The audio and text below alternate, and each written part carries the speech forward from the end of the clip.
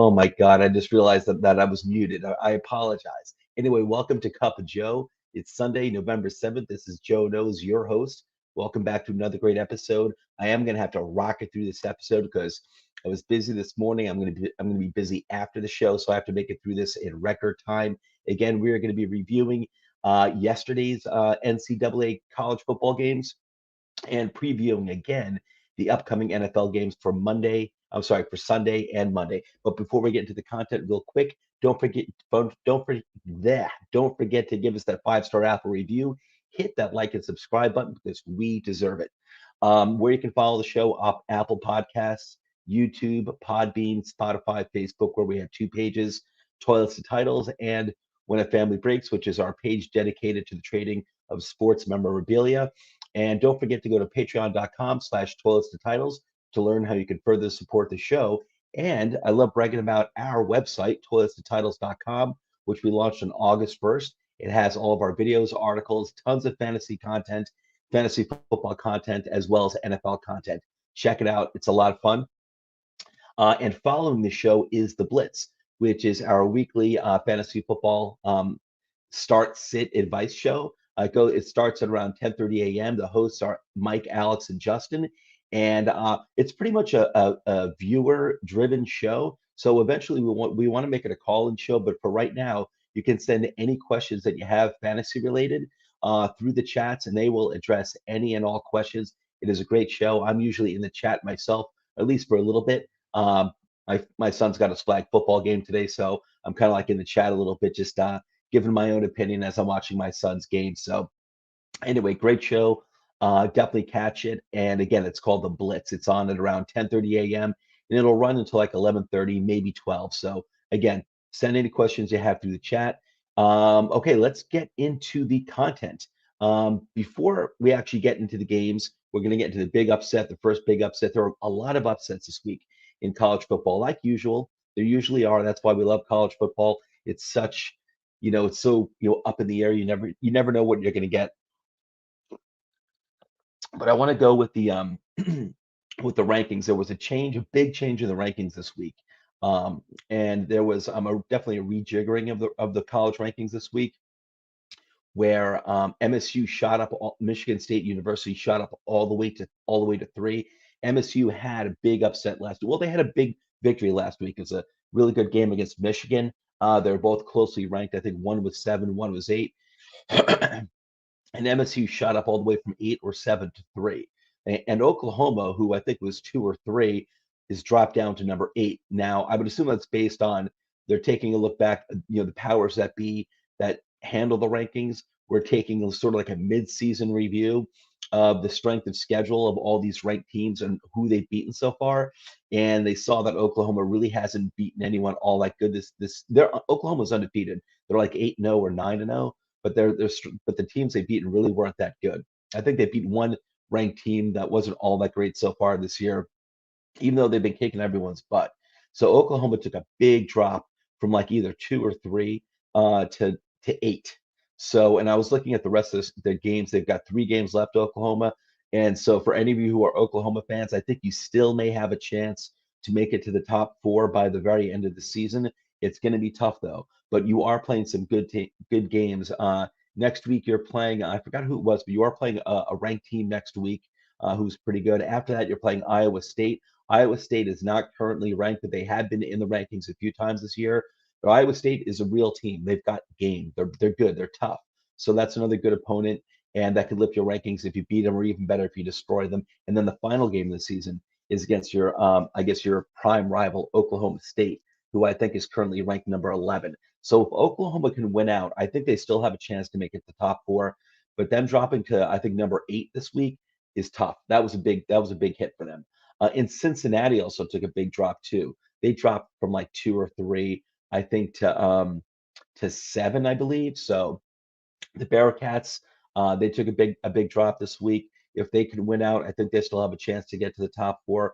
But we'll see. We'll see about that.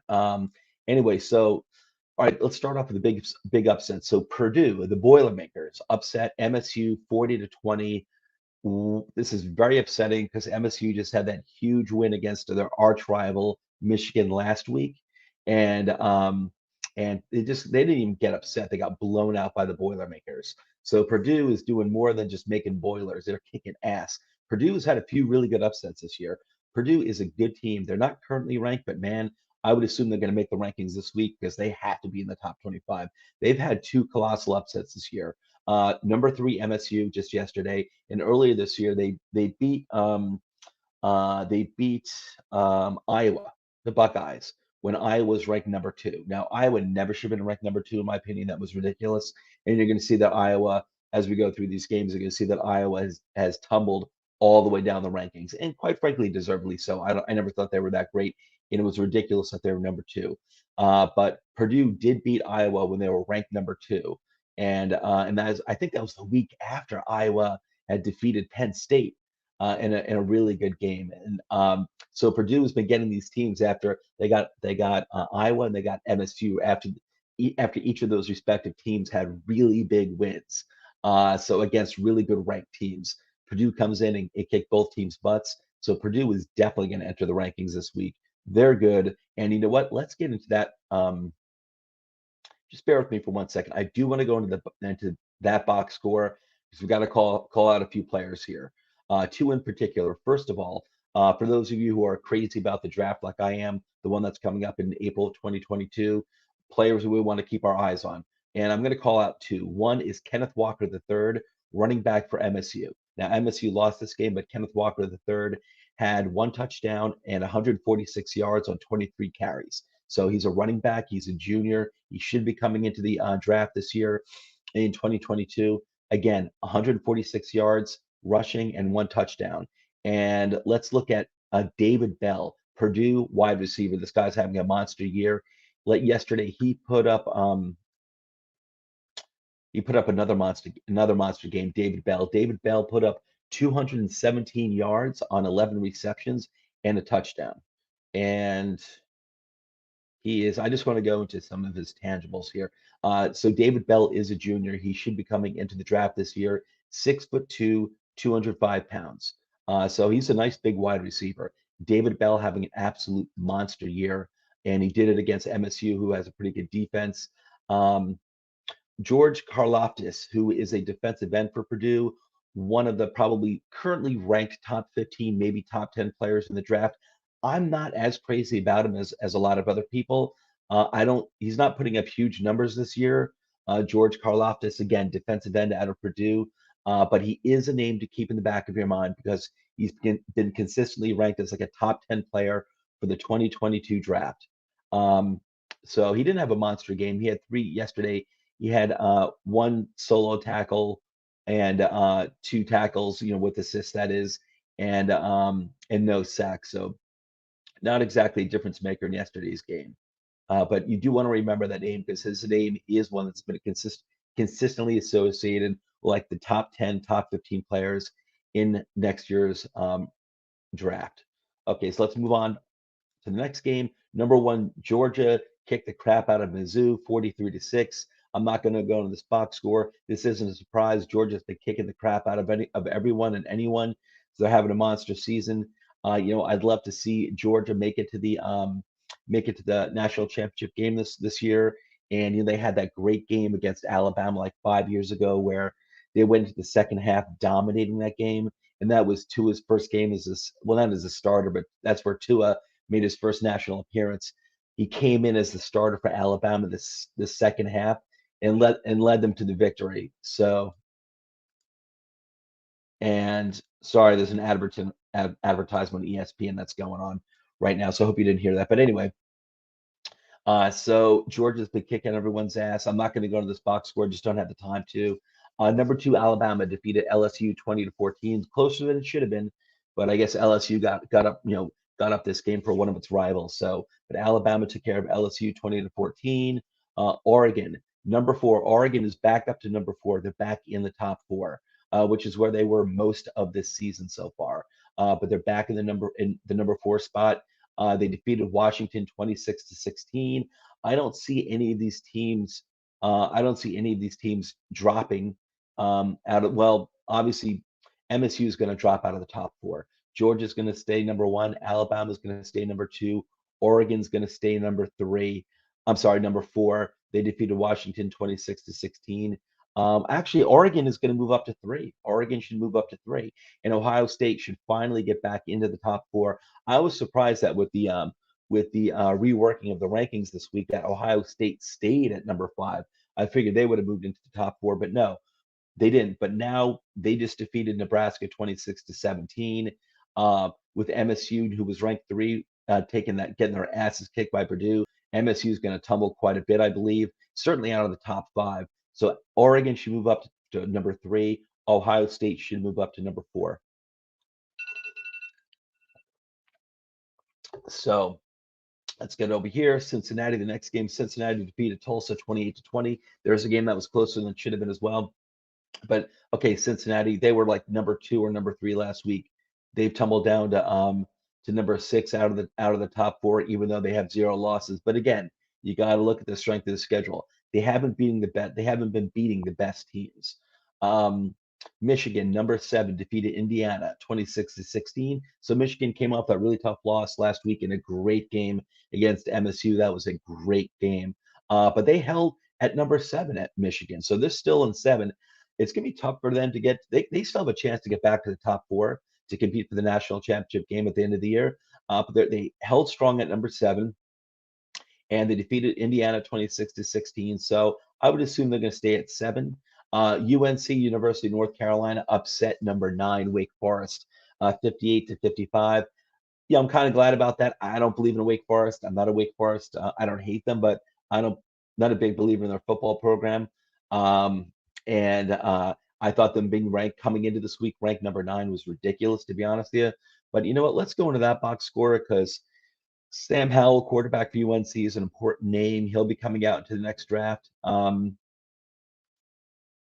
So let's check that out real quick. Sam Howell, all right, not a big game from Sam Howell, 16 for 26, 216 yards, one touchdown in the air. On the ground, Sam Howell did have 21 carries for 104 yards, two touchdowns. So Sam Howell had a total of three touchdowns, two of them on the ground, one of them in the air. I'm not impressed with his passing, to be honest. I'm not impressed with him as a quarterback, but listen, he's got legs, and the guy obviously can be a dangerous weapon in the NFL, possibly. So again, he put up a lot of yards on the ground, 104 yards rushing, two touchdowns rushing. So Sam Howell, did have a big game statistically. I'm just not crazy about how it's going to translate to the NFL. That's my honest opinion. And that's really the only player I wanted to go into for that game. Got to move along here. Number 10, Notre Dame defeated Navy 34-6. Hey, Navy, that's okay. As long as you're winning wars, I'm okay with you losing college football games. Notre Dame took care of business against Navy 34-6. Oklahoma State, number 11, defeated West Virginia 24-3. That's a good win. West Virginia is not ranked, but that program has game. They're tough. They're good, and they can rise up any weekend and beat anyone on any given weekend. And West Virginia does have at least one, maybe two really good upsets this year, and I think they even had a big upset last week. I forgot who it was against, but I think they hurt someone last week. They defeated someone and knocked them out of their rankings really well. So, but Oklahoma State took care of business. Oklahoma State continues to rocket up the rankings. They're looking really good. They're number 11. And what's really cool is that the last game of their season will be against their arch rivals, Oklahoma. So that game could have a lot of meaning the final week of the regular season. Okay, moving on. TCU, Texas Christian University, upset number 12 Baylor 30-28. Not surprised by this either. I'm not like Wake Forest. I'm not a big believer in Baylor as well. Again, no hate. I just, these are some of those teams that, you know, they get up there in the rankings, then they get their butt kicked by, or they get defeated really by someone that they should not get defeated by.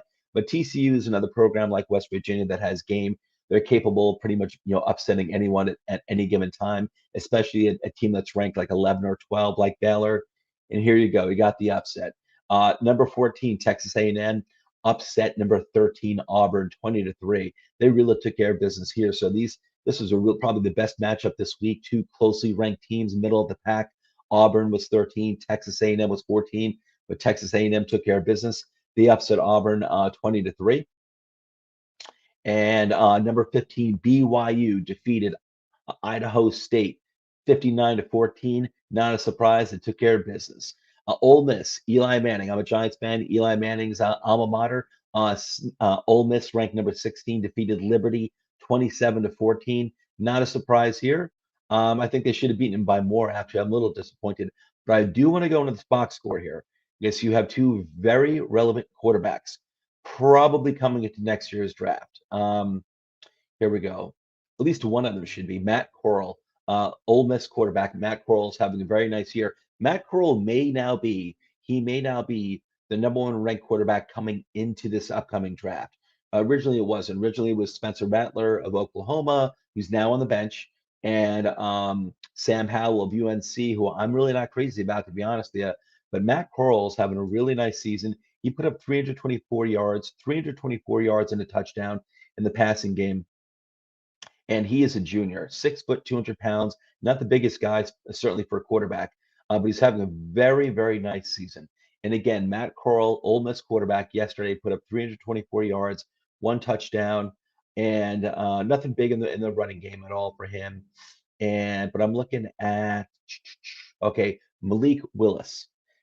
This is another quarterback whose name you want to remember. I don't like this prospect at all. But Malik Willis is another name that has been thrown around a lot for this upcoming draft. And I'm not even sure. I want to see what year he's in. He's a junior. I thought he was a sophomore. So he's a junior. He might be coming into this draft. The speculation is he will be coming into this year's draft. He's not having a good year. He threw yesterday. He threw for 173 yards, zero touchdowns, three interceptions. And here's a big thing for him is though he did carry the ball for 27 times, put up 71 yards on the ground, and had one rushing touchdown. I don't think I've watched YouTube videos on this guy. I'm not impressed with him. But he's someone who's like a dual threat quarterback, kind of compared to like a poor man's Lamar Jackson. I would stay away from this guy. I've heard my fellow Giants fans who don't like Daniel Jones. I like Daniel Jones, but who want to move on from Daniel Jones. And the quarterback they keep talking about is Malik Willis. I think it's ridiculous. I think he stinks. I'd be fine taking him in the second round or maybe the very back end of the first round if you want to give this guy time to develop. But I don't like Malik Willis. And he had a very bad game against a very good team in Ole Miss. Again, 173 yards on 16 for 25 passing, zero passing touchdowns. He did put up 71 yards rushing and a touchdown. But again, there's a huge difference. To be fair to Malik Willis, there's a huge difference between Liberty and Ole Miss. Very, very big difference. But I've watched, again, I've read stuff about Malik Willis. I've read articles, reports on Malik Willis. I've watched just my own eye test. I've watched videos on Malik Willis, even highlights, even his highlights. I'm not impressed with this guy at all. And I think it's a mistake to honestly, I really wouldn't want to take this guy anywhere. I'd probably take this guy maybe like in the fourth round or something like that. If I really wanted to, maybe spend some time developing him, but there's no way I'd take Malik Willis in the first round. And I highly doubt my mind is going to change on that one. All right, so Arkansas. Arkansas upset number 17 Mississippi State, 31-28. Arkansas has had an up and down season. Arkansas themselves were like guys. They had a few upsets this year, and earlier this season they'd made it up to like the 11th or 12th or maybe 13th ranking. I think they got as high as 12. I think, and after that they took some really bad losses. They've tumbled out of the top 25. I don't know if you're going to see them again in the top 25. But they did have a nice upset here against number 17 Mississippi State in a hard-fought game, 31-28. Tennessee upset number 18. Like I said, there were a lot of upsets this week, and this is why we love college football. Tennessee upset number 18 Kentucky, 45-42. Kentucky is reeling quite a little right now. I don't think Kentucky is going to drop out of the top 25, but they're going to tumble yet again. Okay, number 19, North Carolina State defeated Florida State 28-14. Illinois upset number 20 Minnesota 14-6. I'm kind of a little upset about that. I'm nothing against Illinois, but Minnesota has become over the past few years one of my NCAA darlings.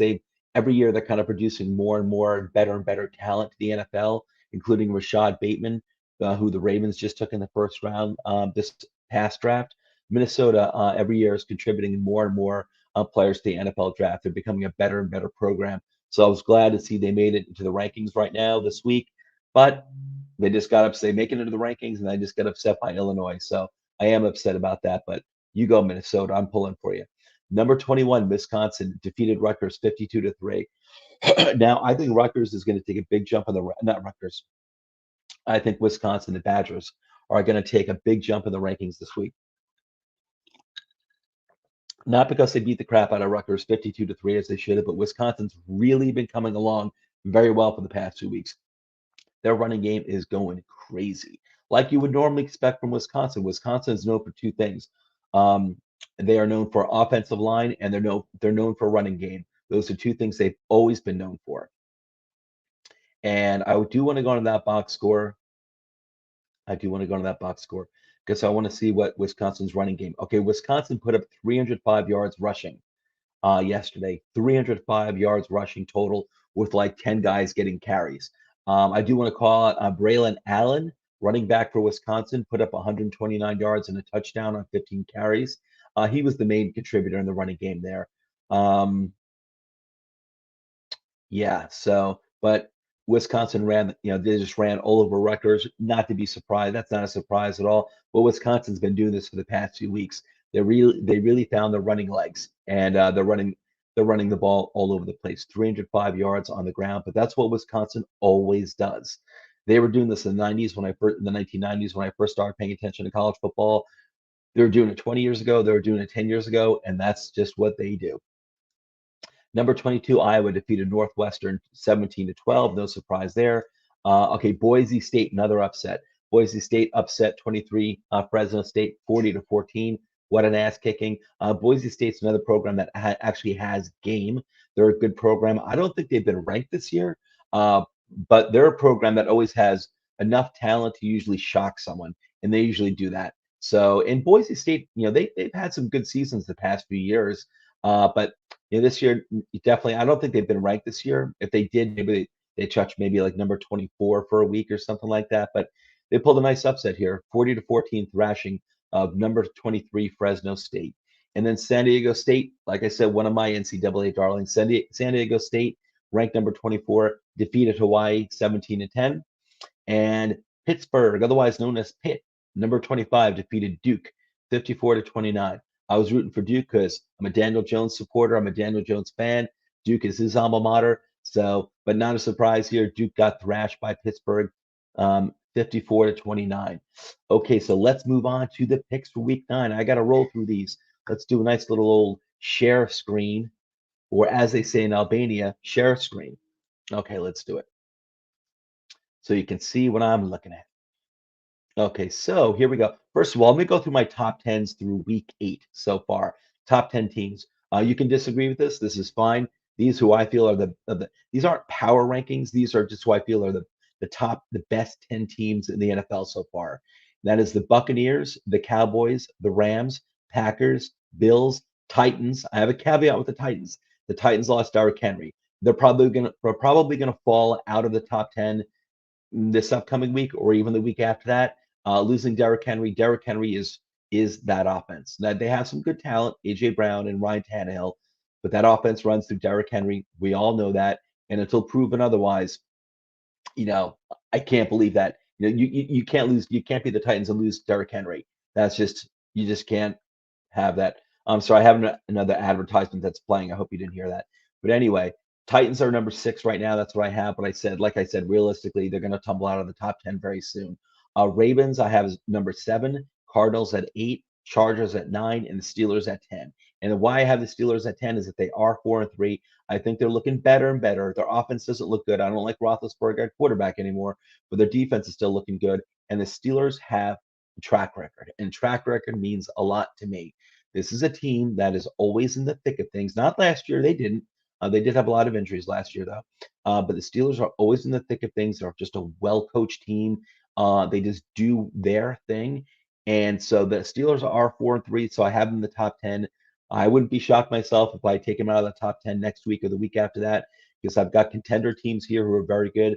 Raiders, Bengals, Saints, Patriots, Colts. The Colts are definitely one of my dark horse teams, and the Browns.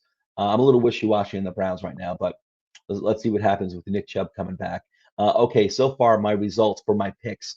My week 8 results last week where I was 5-9-1 with the spread. I had a horrible week last week. Last week was by far my worst week. I was 5-9-1 with the spread, and I was 7-8 straight up. Year to date with the spread, I'm 70, 49-3, and straight up, I'm 77-45. Okay, so here are my week 9 picks. The teams on the bye week this week are the Lions, Seahawks, Buccaneers, and Washington. So the Jets at the Colts. The Colts were given 10.5. The Colts were giving 10.5. I took the Colts giving the points, and I took the Colts straight up. I won. I think they won like 44-30 or something like that. So, like again, I took the Colts giving the points and the Colts straight up. So, I got off to a good start for this week with my picks. Browns and the Bengals. This is a very tough one for me.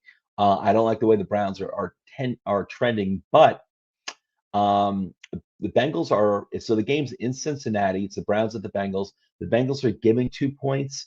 Um, I'm taking the Browns getting the points and the Browns straight up. I'm really on the fence with this one, but I got to make a decision. So I'm going with the Browns getting the points and the Browns straight up.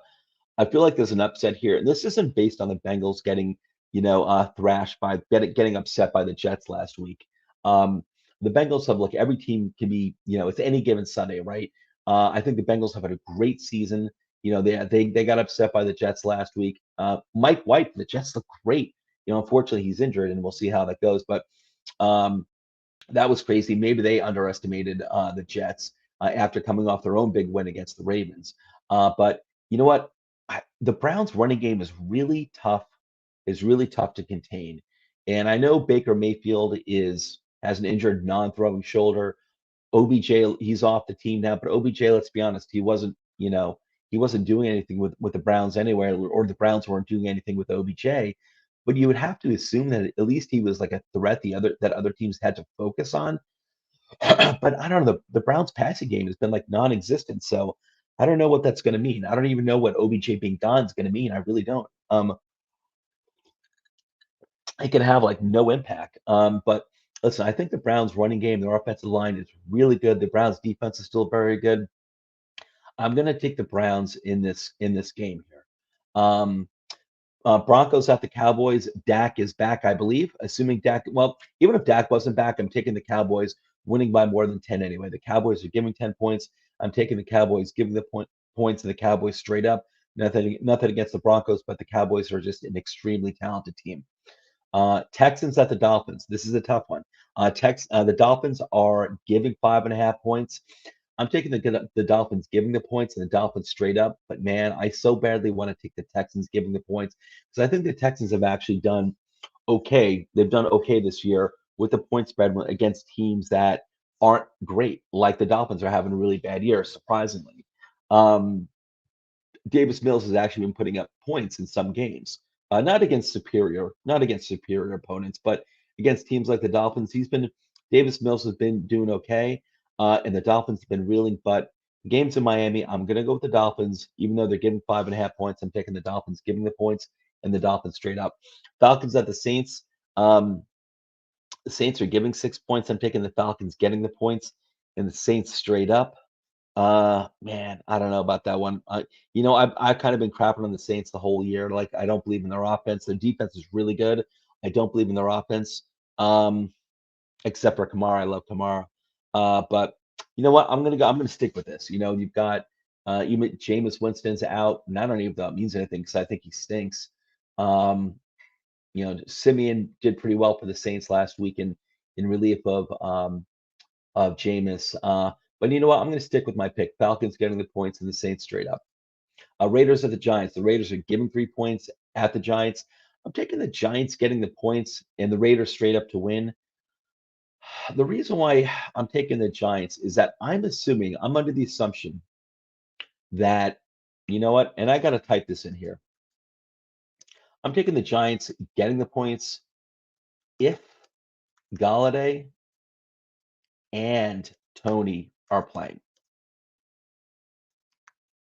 I'm under the assumption that both Galladay and Tony are playing today. If they are, I'm going to take the Giants getting the points.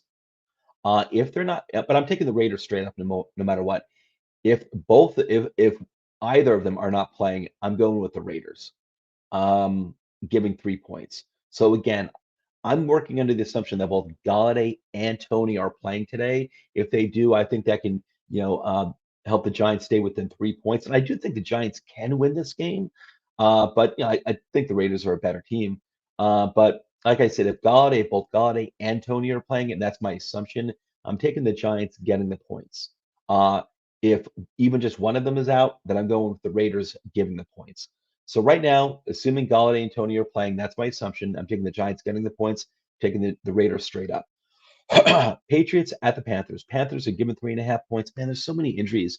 It's so hard to pick these days. Uh, I believe McCaffrey is playing. I'm taking right now. I'm taking. Well, you know what? It's up in the air. So I'm taking Patriots giving the points. The Patriots are giving 3.5 points. It's in Carolina.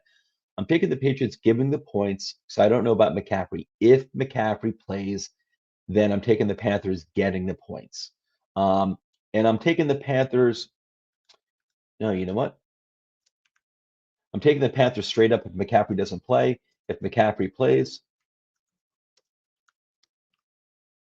I'm taking the Panthers. So it all depends on McCaffrey. If McCaffrey's playing, I'm taking the Panthers both ways. That's getting the points and straight up. If McCaffrey's not playing, then I'm taking the Patriots, giving the points and Patriots straight up. Bills at Jaguars. Bills are giving 14.5 points. I'm taking the Bills giving the points and the Bills straight up. Tell you, the Bills are playing a lot of they must have the easiest schedule in football this year. Because they're playing a lot of really bad teams, easy teams that are kicking the crap out of them. Um, Bills have a very, very easy schedule this year. Vikings at the Ravens. The Ravens are giving 6 points. I'm taking the Vikings getting the points, and I'm taking the Ravens straight up. Just because I think it's going to be a pretty close game. But I think the Ravens win this game straight up. But I'm taking the Vikings getting the points. Chargers at the Eagles. Chargers are giving a point and a half. I'm taking the Chargers giving the points and the Chargers straight up. Chargers do not look great for one reason or another. I mean, they do have Herbert is still a good quarterback. Their offense is still healthy, and their defense is good. Why the Chargers are underperforming is one of the mysteries of this season. But I'll take the Chargers giving the points and the Chargers straight up in Philadelphia. Packers at the Chiefs. The big thing here is Aaron Rodgers is not playing. I believe Love is making his debut in place of Rodgers. Rodgers is out with COVID. The game is in Kansas City. I got to go. The Chiefs are giving 7 points. That's a lot of points. The Chiefs are giving 7 points. I got to take Chiefs giving the points that because of Rodgers, and I'm going to take the Chiefs straight up. But man, I would not be surprised if Green Bay wins this game anyway, because Green Bay's defenses look really good. They still have the running game, but Love, the quarterback Love, is it Jordan Love? Is that his name? It's just too much of a mystery. He's never started. It's just too much of a mystery. So I got to go with the Chiefs giving the points in Kansas City and the Chiefs straight up. But the Chiefs have not looked good this year at all. Cardinals at 49ers. Cardinals are giving 3 points. Again, injuries. I don't know what's going on with Murray and Hopkins. Right now, what I'm doing is the Cardinals are giving 3 points. I'm taking the Cardinals giving the points if Murray and Hopkins. Oh, I'm sorry. I'm taking the Cardinals giving the points. That's my assumption that both Murray and Hopkins are playing. If one of them are out, well, I'm sorry, if Murray and Hopkins are out, then I'm taking the 49ers getting the points. And with the assumption that both Murray and Hopkins are playing, I'm taking the Cardinals straight up. If Murray and Hopkins are out, then I'm taking the 49ers. Um, Titans at the Rams. The Rams are giving 7 points. I'm taking the Rams giving the points, especially with Derrick Henry being out with a broken foot. I'm taking the Rams straight up. And I think the last game is this Bears at the Steelers. The Steelers are given 6.5 points. I'm taking the Steelers giving the points and the Steelers straight up. So anyway, those are my picks for Week 9. And all right, so before we go, everyone, again, our in-season schedule here at Toilets Titles, Monday night waiver wire. It's for Patreon members only. It's waiver wire advice for Patreon members only. Tuesday at 8 p.m. Toilets to Titles, which is our flagship program. Wednesday at 9 p.m. Joe Knows the NFL Review Preview. That's my other show where I give a review of the past weekend's NFL games, and I do my initial preview of the upcoming NFL games. Following that show, Wednesday at around 10:30 p.m. usually is Dollars to Deuces, which is weekly betting advice from both Rich and Nate. Thursday at 8 p.m. is a dash of DFS. Saturday at 7:30 p.m. is Down Under Dynasty. So that's where you have our Australian guys. We have three guys, three of our team members down who they're Australian. They're down in Australia, and they're giving their own dynasty fantasy football advice. 7:30 p.m. Eastern Standard Time Saturday night. Sunday 8 a.m. Cup of Joe, and really like 8:30 a.m. Cup of Joe, which is the show you're watching now. And then Sunday following this show at 10:30 a.m. again is the Blitz, which is like a fantasy football advice, mostly start sit advice. It says call in show here. It will eventually be a call in show most likely, but right now you can send any questions, any start sit questions you have through the chat. Every single question will be answered and addressed. And again, here is the Twitter handles for me and all my compadres here at Toss the Titles. Follow everyone. We're a great crew. And again, friendly reminder: don't forget to hit that that like button, subscribe, hit that bell, give us that 5-star Apple review. Sorry for all the stuttering. I am rushing through this. Got a busy day. Anyway, everyone, I'm out of here. Have a great Sunday. Love you all, and I'll talk to you on Wednesday night with my Wednesday night show. Take care, everyone. Bye.